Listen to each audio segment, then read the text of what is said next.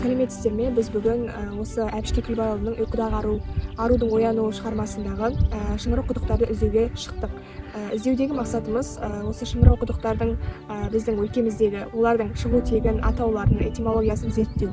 Және де бұл кітапта айтылғандай Маңғыстаудан Жемге қарай бағытта сапар шектік, және де біз құдықтарды іздеуге бара жатырмыз. Біз бұл кітапта айтылғандай маңнан Үдей, Көкесем, Шеңгелді және Мерек түбішік құдықтарын іздеп жүрміз.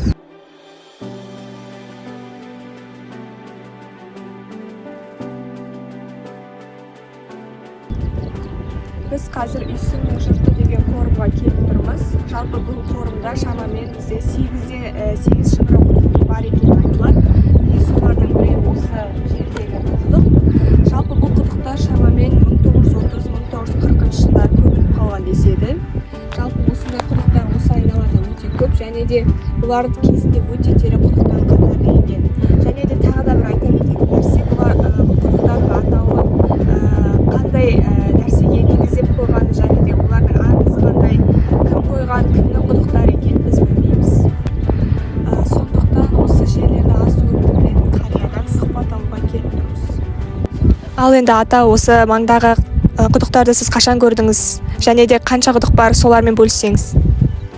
Бұл жерде құдықты өтірік айтпасам 1975 жылы школдың балдарымыз ол мезгілде осы арада отырған үйдің иесі баласы менімен класстас. Сол балаға еріп осы арада апта сайын қой бағамыз, тайға бас үйретеміз.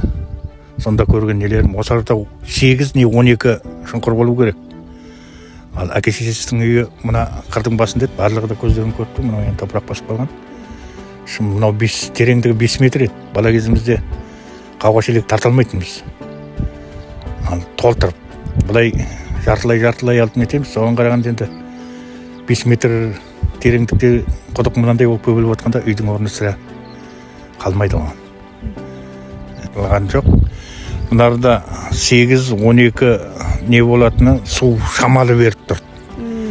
Бүгін малды мынадан суарамыз, ертең анадан суарамыз, сөйтіп кезектесіп суарып жүрдік. Бұл мезгілде жаңағы шал кемпірдің малы жылқы, 4 түлік малдың 4-еуі де болды. Және сол сұрайын дегенім, осындай құдықтардың айналасында астау деген нәрселер болды ма, соны айтып жүрсеңіз? Астау болды, темір астаулар болды. Ол мезгіл деген Союздың мезгілі ма? Темір астаулар жасап жүрді, оның бір жағында металлом, тағы бір деген сияқты. Қазір дымда жоқ. Осының айналасында қоршауы болды, темірден қоршалған. Арматурмен сваркілеп, әрбір шымыраудың мал түсіп кетеді деп. Қазір енді көріп отырсың да бәрі де жоқ. Ол әркім шаруасына пайдаланады, не болмаса металлом деген сияқты. Сондайлар мал ойнап келетін мезгілі болғанда темір астау толтырып қоямыз. Күннің қызуымен ана су жылысын деп. Себебі ешкілер іше алмайды. Қанып іше алмайды да, бұлай тек ұрттау ішеді. Өте суық болды. Қатты суық болды сондай. Мал түгіл біздер баламыз ішкенде бір ұрттайсың, 2-3 ұрттау деген жоқ. Әрі кеткенде 2 ұрттайсың, тас төгің жары. Топ-тұшы болды сол енді.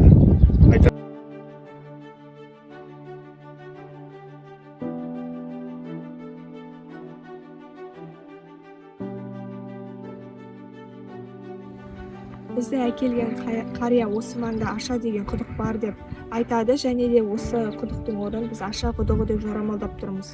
Оған дәлел бізде Әбіш Кекілбайұлының және де Серікбол Қондыбай еңбектерінде де осындай Аша деген құдықтың өте көп болғанын, және де осы Маңғыстаудың арғы бетінде де бергі бетінде де көп болғандығын танып білеміз.